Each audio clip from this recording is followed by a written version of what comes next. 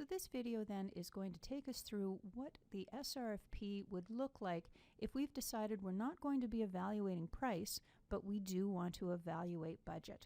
So again, we're using our superhero event planning SRFP, and we're going to scroll down to the section that talks about the breakdown of points. So this is our section 6 in the SRFP. Now in this case, I have selected with this drop-down box budget. I've decided not to evaluate price, I want to evaluate budget. So I now have options on what I want to do with price. I could say that price will not be evaluated. I could say the contract will be offered to the proponent with the lowest price that's met all mandatories and minimum scores, or I could say something else about price. If neither of those options work for me, I have an empty text box that I could say whatever I wanted to about price. In this case, we're going to say that price will not be evaluated and that I am evaluating budget. So if I'm not going to be evaluating price, it's absolutely essential that in my SRFP, I explain what it is I'm going to be doing about price. And the explanation is entirely up to you. In this case, I'm going to say that the contractor will be paid $15,000 for all services exclusive of expenses identified in section 6 of Appendix A. So in this case, I have said that this is the money that I have available. I don't think I'm going to get any deals with asking for price. So contractor, if you proponents are interested in this, they're going to get $15,000 plus expenses. Okay, so my explanation is in.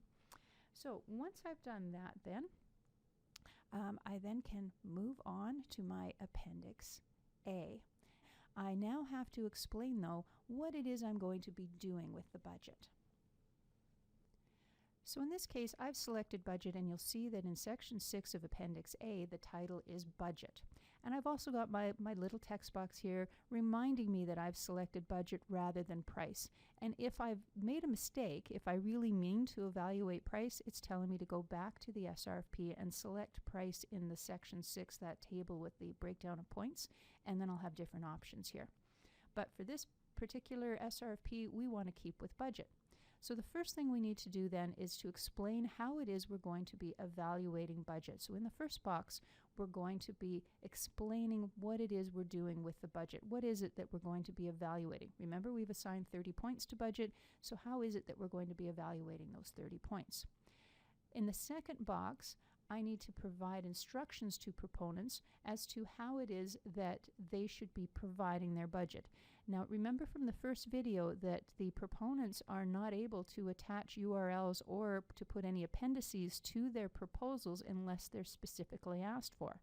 If you want a budget, chances are you want that attached as an appendix. So I am providing those instructions here in my SRFP, which makes it clear to proponents that yes, in this case, they should be providing an appendix that we will be evaluating, and provided a little bit of instruction as to what that appendix should include.